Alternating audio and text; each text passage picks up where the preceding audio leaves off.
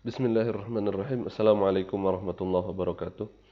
Alhamdulillah wassalatu wassalamu ala Rasulillah wa ala alihi wa sahbihi wa man walah wa la haula wa la quwwata illa billah. Raditu billahi rabba wa bil islami dina wa bi Muhammadin nabiyya wa rasula.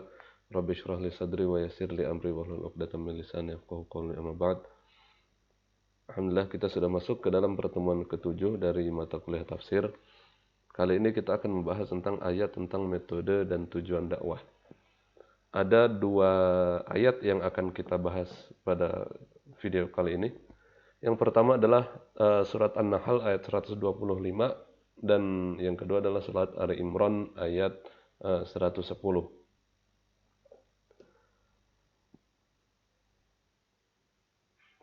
Dalam surat An-Nahl ayat 125 Allah Subhanahu wa taala menyatakan Ud'u ila sabili rabbika bil hikmati wal mau'izatil hasanati wajadilhum billati hiya ahsan.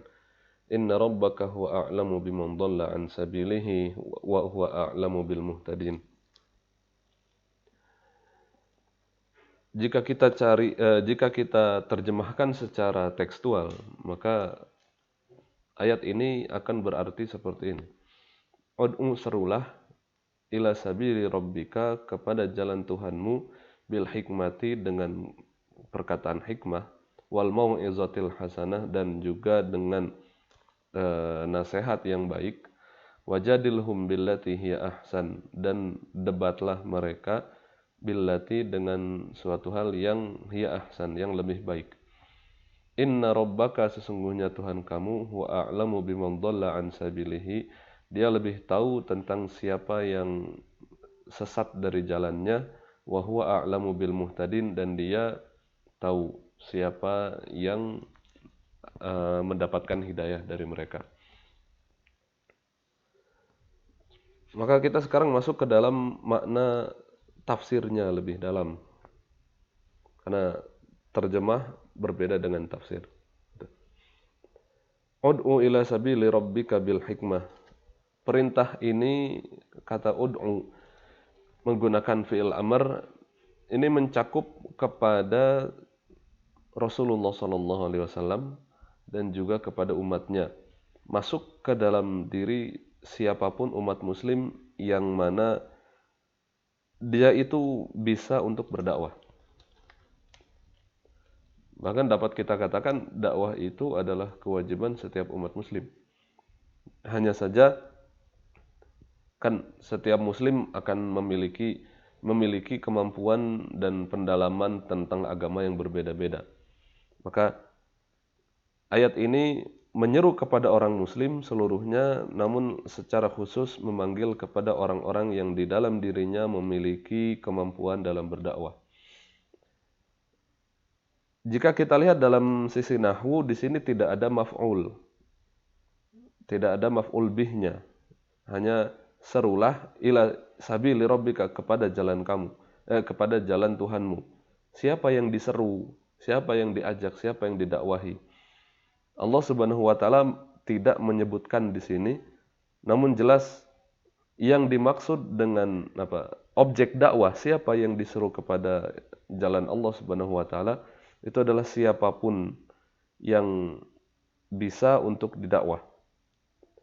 Siapapun yang bisa diajak masuk ke dalam Islam. Ataupun siapapun orang yang sudah beragama Islam namun dia masih jauh, namun dia masih melenceng dari ajaran Islam, maka itu termasuk ke dalam objek dakwah.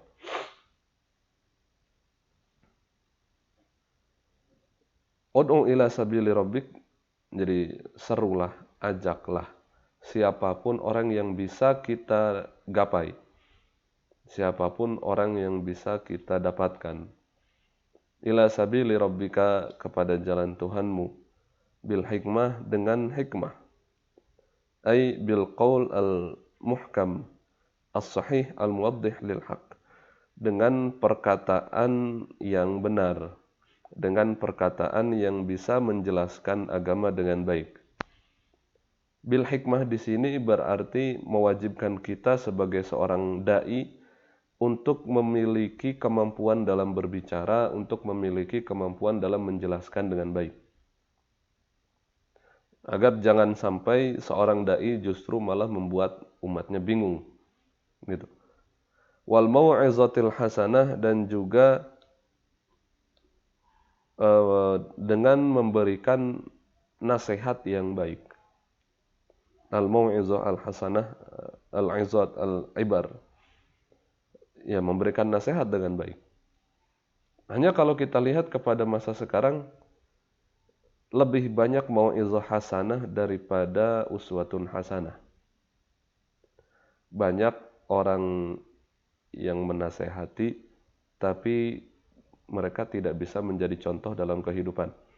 Rasulullah SAW tidak hanya melakukan mau'izah hasanah, tapi juga Rasulullah SAW itu merupakan uswatun hasanah. Rasul merupakan contoh yang baik. Maka bagaimana jika seorang dai di satu sisi dia mengajak kepada kebenaran, di satu sisi dia mengajak kepada kebaikan, memberi nasihat kepada umat, tapi di sisi lain dia malah mencaci maki orang lain. Di sisi lain dia malah merasa benar sendiri, menyalah-nyalahkan orang lain, menuduh orang lain ini, menuduh orang lain itu. Bahkan dengan tidak segan-segan dalam majelis ilmu, dia berkata kasar. Berkata hal yang menurut orang lain itu jelek. Jadi bagaimana dia bisa mengajak orang kepada kebaikan tapi dia sendiri tidak melakukan hal itu. Jadi kira-kira sebuah pel, dia tidak akan bisa membersihkan lantai kalau misalkan pelnya itu masih kotor. Kalau pelnya bersih, lap pelnya bersih, maka dia bisa membersihkan lantai. Atau mungkin kita juga kenal dalam fikih ada yang disebut dengan istinja, membersihkan kotoran dengan batu, dengan air, atau dengan tisu. Kalau misalkan batunya itu kotor, yang ada malah membuat lebih kotor lagi. Maka untuk membersihkan kita memerlukan hal yang bersih agar tempat yang kotor tadi bisa kita bersihkan. Begitu juga dengan umat. Kalau kita sendiri masih kotor, jika dai-dainya itu masih kotor, maka bagaimana umatnya bisa bersih? Kira-kira seperti itu. Wal mau'izatil hasanah, dan memberikan nasihat yang baik. Wajadilhum billati hiya ahsan, dan debatlah orang-orang itu jika perlu untuk mendebat billati hiya ahsan, dengan cara yang lebih baik. Dalam penggalan ayat ini Allah Subhanahu wa taala menyebutkan 3 cara dalam berdakwah. Karena tidak semua orang bisa tidak semua orang bisa menerima metode dakwah yang sama. Bisa jadi ada orang yang hatinya lembut, dia dikasih tahu sedikit dia langsung nyadar. Ada orang yang hatinya sudah susah, sudah keras, maka dia perlu sedikit memiliki metode yang diberikan dengan metode yang berbeda. Ada bahkan orang yang justru menentang.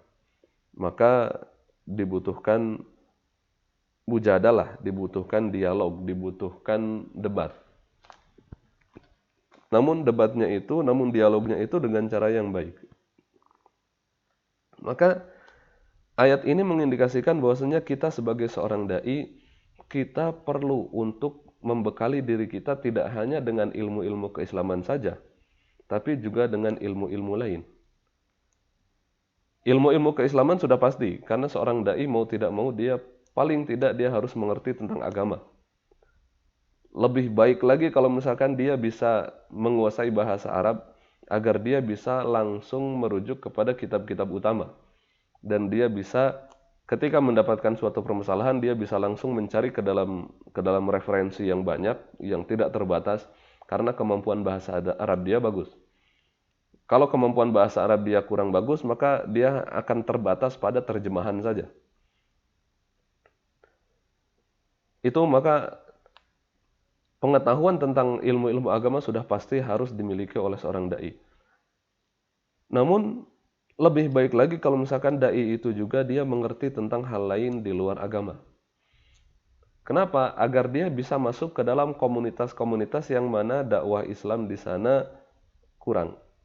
Atau dia bisa menggunakan bahasa yang dikenal oleh orang dalam komunitas itu. Seorang dai kaya, seorang dai yang merupakan pebisnis itu bagus. Karena dia akhirnya bisa masuk ke dalam komunitas bisnis. Dia bisa berdakwah di sana. Seorang dai yang mana dia itu terma, eh, pintar dalam beretorika, dia bergaul dengan para artis. Di satu sisi bagus, karena dia bisa masuk ke dalam komunitas artis yang mana kita tahu seperti itu. Lebih banyak apa, kesempatan untuk mudaratnya lebih besar daripada manfaatnya. Karena mereka punya uang banyak dan mereka bergaul dengan orang berbagai macam, mereka kehidupannya biasa glamor. Maka kalau misalkan tidak ada orang yang masuk ke situ, ditakutkan bisa lebih parah lagi. Ada juga orang yang ahli hukum, tapi dia ngerti agama. Bagus kalau misalkan dia masuk ke parlemen hingga akhirnya parlemen kita itu tidak seburuk sekarang. Agar orang-orang yang di parlemen itu nyadar bahwasanya dia itu di sana mendapatkan amanat dari Allah Subhanahu wa taala. Bagus juga kalau misalkan ada orang yang bisa berdakwah masuk ke dalam komunitas geng, masuk komunitas motor, masuk ke komunitas preman, masuk ke komunitas orang-orang anak-anak jalanan. Meskipun tidak harus menggunakan pakaian ustadz, justru itu lebih baik. Kita sekarang melihat banyak sudah muncul gerakan hijrah, sudah muncul gerakan yang masuk ke dalam komunitas-komunitas tersebut. Itu sangat bagus sekali. Hanya yang perlu diperbaiki adalah orang yang masuk ke sana harus punya bekal agama yang cukup. Jangan sampai dia hanya baru mengetahui agama sedikit lalu kemudian dia masuk ke sana hingga akhirnya dia berbicara semaunya dia. Jangan sampai seperti itu. Maka bagus kalau misalkan kita memiliki kemampuan selain daripada ilmu-ilmu agama, kita juga mengerti tentang banyak hal agar kita bisa berbicara kepada orang sesuai dengan kadar pemahamannya, sesuai dengan apa yang mereka pahami. Kalau kita hanya lulusan pesantren, kita tahu orang pesantren seperti ini, lalu kemudian kita ngajar, kita bawa kitab. Enggak mungkin semua orang bisa ngerti tentang kitab. Terus kalau misalkan kita hanya bisa menerjemahkan secara tekstual, ketika kita menjelaskan kita justru akan membuat orang bingung. Maka ayat ini menunjukkan kepada kita bahwa kita harus memiliki bekal yang banyak untuk berdakwah. Selain dengan menggunakan cara yang baik, selain dengan menggunakan uswatun hasanah, kita juga harus memiliki banyak ilmu ya, agar mempermudah kita dalam berdakwah. Inna rabbaka huwa a'lamu biman dhalla an sabilihi wa huwa a'lamu bil muhtadin. Allah Subhanahu wa taala menyatakan sesungguhnya Tuhanmu mengetahui siapa yang sesat dari jalannya wa huwa a'lamu bil muhtadin dan siapa yang akan mendapatkan hidayah. Syekh Said Tantawi dalam tafsir Al-Wasit di sini menyatakan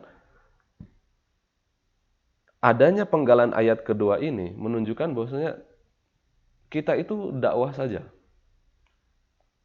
Kita itu tinggal melakukan saja yang diperintahkan oleh Allah Subhanahu wa taala agar nanti tujuan itu Allah yang ngatur. Jadi kita berdakwah dan kita melepaskan semuanya kepada Allah Subhanahu wa taala. Apakah nanti orang ini akan mendapatkan hidayah atau mereka akan mendapatkan justru malah tambah sesat. Jangan sampai harapan tujuan kita itu bukan untuk Allah, tapi untuk biar banyak-banyakan pengikut. Nauzubillah kalau misalkan tujuan kita itu biar kita masyhur, biar kita terkenal, biar kita mendapatkan job di mana-mana, biar kita diundang ke sana, diundang ke sini. Jangan. Inna rabbaka huwa a'lamu biman dhalla an sabilih. Ketika kita berdakwah, niatkan ikhlas kepada Allah Subhanahu wa taala, doakan agar mereka mendapatkan hidayah. Karena nanti apakah mereka dapat hidayah atau tidak, itu urusan Allah. Jadi dalam ayat ini sudah mana Allah mengingatkan kita harus memiliki bekal. Dan penggalan ayat kedua Allah menyatakan, sudah kamu itu berdakwah saja, nggak usah ngurusin umat ini nanti akan kemana. Jangan sampai menyerah karena melihat ini orang kok nggak nyadar-nyadar. Jangan sampai sombong ketika alhamdulillah ini udah bisa berdakwah ke sini, sudah bisa mengislamkan banyak orang. Jadi jangan sampai ke sana. Itu yang bisa kita dapatkan dari pembahasan surat An-Nahl ayat 125. Lalu kemudian kita masuk ke dalam surat Al-Imran ayat 110. Allah Subhanahu wa taala menyatakan, A'udzu billahi minasyaitonir rajim. Bismillahirrahmanirrahim. Kuntum khaira ummatin ukhrijat lin-nasi ta'muruna bil ma'ruf wa tanhauna 'anil munkar wa tu'minuna billah. Walau amana ahlul kitab lakana khairan lahum minhumul mu'minuna wa aktsaruhumul fasiqun. Kuntum khaira ummatin, kalian adalah umat yang terbaik. Ukhrijat linnas, yang dilahirkan di tengah-tengah umat manusia. Ta'muruna bil ma'ruf wa tanhauna 'anil munkar. Kalian menyeru kepada yang ma'ruf dan kalian melarang atau mencegah dari hal yang mungkar. Wa tu'minuna billah, dan kalian beriman kepada Allah Subhanahu wa taala. Walau aman ahlul kitab lakana khairan lahum. Jika ahlu kitab itu beriman, maka itu lebih baik bagi mereka. Minhumul mu'minun, di antara mereka ada orang yang beriman. Wa aktsaruhumul fasiqun, tapi tetap saja di antara mereka lebih banyak yang tetap dalam keadaan fasik. Yang dimaksud dengan kuntum di sini bisa dinyatakan, ada yang menyatakan bahwasanya kuntum di sini adalah para sahabat. Karena jelas para sahabat itu mereka hidup bersama Rasulullah sallallahu alaihi wasallam, dan Rasulullah sallallahu alaihi wasallam juga menyatakan khairul quruni qarni tsummal ladzina yalunahum tsummal ladzina yalunahum. Maka ayat ini bisa pertama kita tafsirkan ke situ bahwasanya umat yang terbaik itu adalah para sahabat, lalu kemudian yang datang setelahnya yaitu para tabi'in, lalu kemudian yang datang setelahnya yaitu atba tabi'in.